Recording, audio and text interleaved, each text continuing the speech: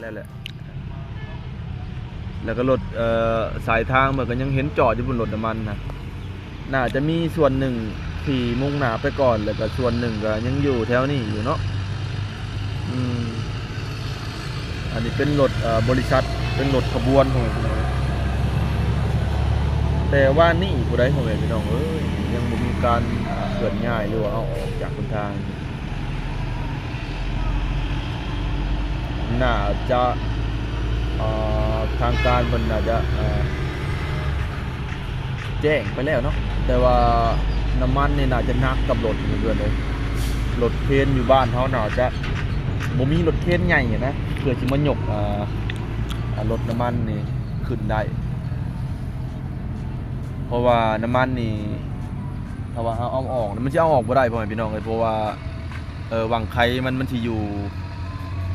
ทางข้างแต่ว่าเขาไข่ปุ๊บน้ำมันก็ไหลถิ่มแล้วและอันโตเป็นห้องนะมันแม่นภาษาอะไรนะห้องน้ำมันบ่เป็นห้องน้ำมันอันโตเป็นหลอกอันใดแม่นแหละเป็นห้องน้ำมันบางคนก็ว่าคือบ่ดูดน้ำมันออกก่อนว่ารถเข็นยกบ่ได้แล้วว่ามันหนักแหงเนาะเพราะว่าเฮาไปไข่น่ะก็ถือน้ำมันเหี่ยแฮงเสียหายหลายพ่อพี่น้องเสียหายหลายลิตรหลายแสนแต่เมื่อวานนี่ห้องตัวสุดท้ายทั้งตูดมาแล้วซึมอยู่ย่อยอยู่จดแต่ว่าน้ำมันเฮออกนี่ได้หลายตูดเติบเนาะจังว่าแต่ว่ามื้อนี้บ่แลบ่กล้าเข้าไปถ่ายคลิปใกล้ๆพ่อพี่น้องเลยเพราะว่าแดดแห้งเนาะนึงมาแดดก็บ่เป็นหยังน่ะเฮาใส่เสื้อใส่หยังก็ไปถ่ายแป๊บนึงก็ได้แต่ว่ามันบ่มีภัยอยู่ในเหตุการณ์นั่นเด้บ่คือเมื่อวานนี่มันสุรวุ่น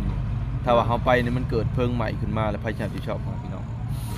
แต่ว่าเฮาบ่เฮ็ดก็อย่าแต่ว่าเฮาอยู่ในเหตุการณ์เดี๋ยวเฮาสิงานเฮาสิงอกเนาะเพื่อนๆเนาะแต่ว่าเพิ่นลงน่ะโหลดลงนั่นนี่นะทางขับบ่ทางจะเผอขับบ่หรือว่าแนวเลยเพิ่นรถนี่มันเป็นพวงมาลัยครัวลงทางนี้บ่ลงทางแล้วก็ลงเบิ่งครัวพ่อพี่น้องน่าจะรับในหรือยังก็ยังลงทางตัวคอรถอันนี้หั่นบ่คอรถถมนี่หรือว่าทางไขประตูหน้าต่างนะไว้ลงทางเลยก็มันลงทางเบื้องครัวเห็นบ่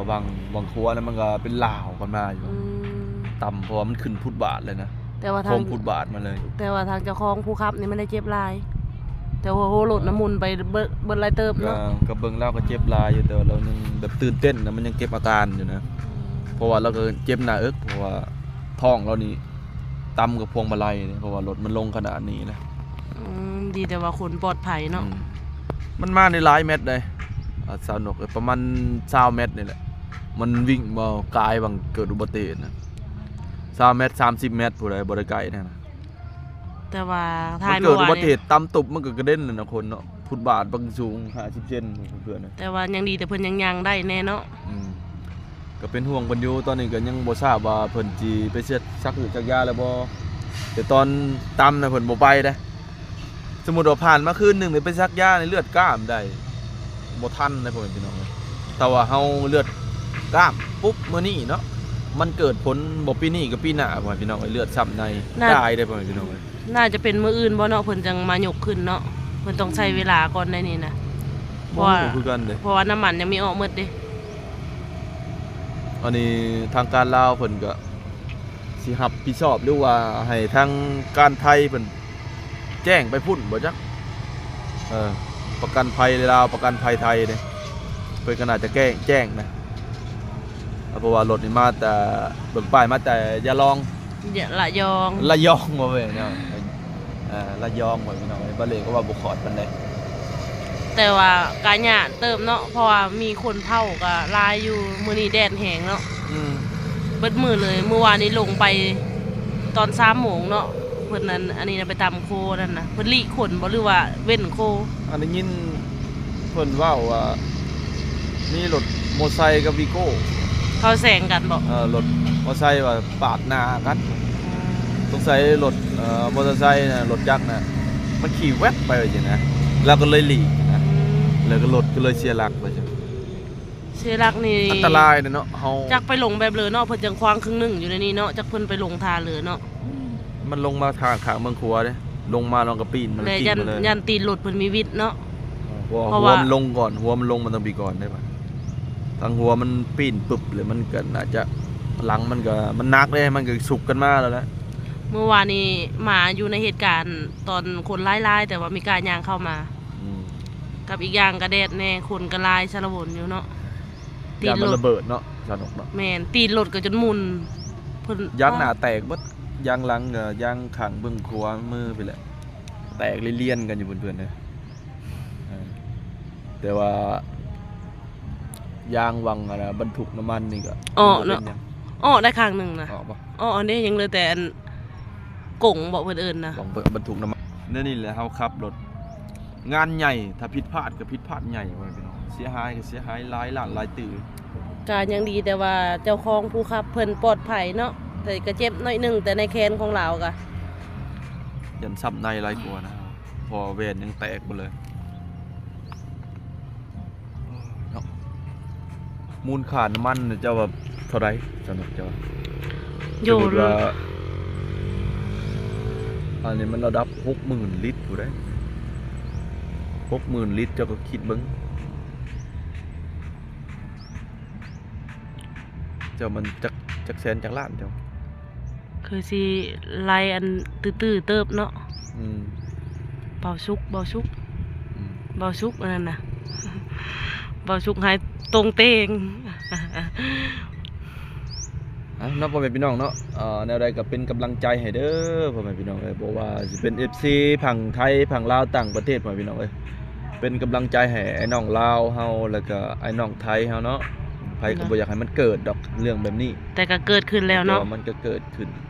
การใช้รถใช้ถนนสิว่าคนรับในบ่หรือว่ามีคนตัดหน้าตัดหยังบ่ก็อ่า ก็เกิดขึ้นกับความผิดพลาดเนาะ ก็เป็นกำลังใจให้พ่อแม่พี่น้องเอ้ย โดยเป็นกำลังใจให้ทางเพิ่นผู้ขับ แล้วก็ทีมงานของเพิ่นที่มานำกันเนาะ ความผิดพลาดมันบ่ว่าไผดอกพ่อแม่พี่น้องเอ้ยถ้าว่ามันจะเกิดขึ้นเลยมันปุ๊บปั๊บแล้วก็ทันหัน บัดนี้เรื่องบัดนี้นั้นช่วยมาแบบนี้เท่งๆแล้วรถก็เริ่มลายเนาะบ่แล้วเนาะ อืม รถก็เริ่มลายเพิ่นก็จะได้รถติดอีก บ่แลว่าย่านเบิ่งทรงนี่ มื้ออื่นหรือตอนแหลงนะ นั่นบ่มีเคนยกได้นะ นักแหงน้ำมันยังมีออกเบิด โย60,000 10,000 ลิตรเนาะ1,000ก็ต้นหนึง1,000ก็ต้นหนึงก็ตันหนึงไปพี่น้องเอ้ย10,000 ลิตรก็10ต้น60ต้นโอ้ยพี่น้องเอ้ยสำหรับน้ำมันเนาะแล้วก็มารวมทั้งเล็กรถแล้วก็หัวเก๋งรถ10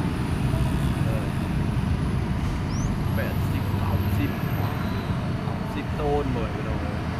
เลยเคนเท่าน้อยๆมันจะยกเลยบ่ถึงมาถ้าถึงแค่มันเขาต้องปลดอันเนาะปลดหัวเก๋งออกก่อนเนาะเอารถเคนมาอะไรเอาสลิงมาอุ้มหัวเก๋งออกก่อนแล้วก็ปลดทั้งหัวเก๋งออกก่อนแล้วจะยิงชิยกแท่งน้ำมันขึ้นแต่ว่าเขายกไปชั้นเนี่ยมันสิเพิ่มน้ำหนักเข้าไปเลย มีแต่ว่าถ้าเบิ่งไปเนาะรถก็เริ่มลายเลย หัวเก๋งรถเนี่ยนะจะเดินทางต่อไม่ได้เลยนี่เดินใส่รถกลับเมื่อบริษัทตัวเสียหายอย่างใหญ่เลยรถการเกิดจราจรติดขัดก็กระหึ่มอยู่ด้วย อย่าเข้าไปทายใกล้กับคนไม่ได้มาเนาะบ่แลน่าจะเป็นแหลงๆเนาะ อันนี้น่าจะมอบให้บริษัทแล้วผมเป็นพี่น้องน่าจะมอบให้บริษัทแล้วครับแม่นบ่จ๊ะเนาะ อันนี้ก็ยังมีหูคักเนาะเพราะว่าเมื่อวานนี้เพิ่นยังชาละวนกันอยู่ มอบให้บริษัทเคลียร์กันเรียบร้อยแล้วมีแต่ว่าเพิ่นสิมายกให้ทางบริษัทนะ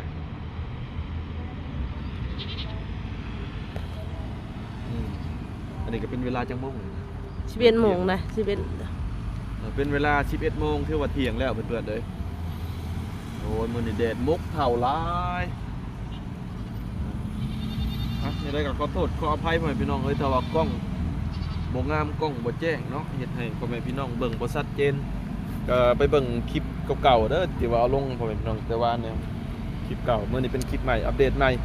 แต่ว่าเราบ่กล้าเข้าไปใกล้คือว่าพ่อแม่พี่น้อง ถ้าว่าผิดพลาดประการเลยก็ขอโทษขออภัยเนาะบ่แล้วเนาะรถเพิ่นก็เป็นชายยืนๆมา เริ่มรถติดแล้วบัดนี้ เพราะว่านี่ฮะ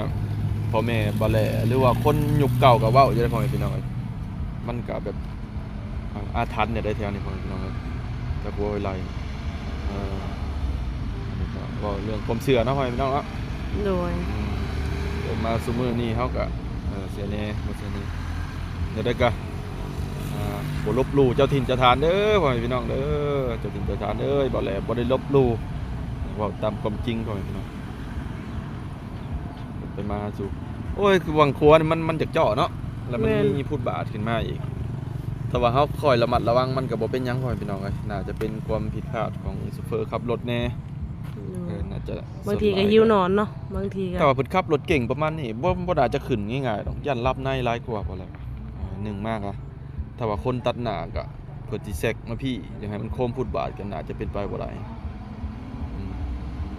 แต่ใดเฮาก็ถ้าว่ารถมีกล้องก็น่าจะโอเคเนาะพ่อแม่พี่น้องเนาะเบิ่งในกล้องถ้ารถบ่มีกล้องก็ปล่อยเพิ่นผ่านไปใดๆก็กระตวงกันไปพ่อแม่พี่น้องเอ้ยทางทหารทางตำรวจลาวเฮาก็ ซอยๆกันอยู่เนาะ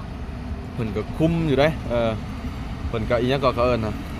เข้มงวดอยู่เนาะในการดูแลการสัญจรด้วยเนาะ เพราะว่าเพิ่นก็ยันรถติดลายหั่นนะเพิ่นก็มาโบกรถ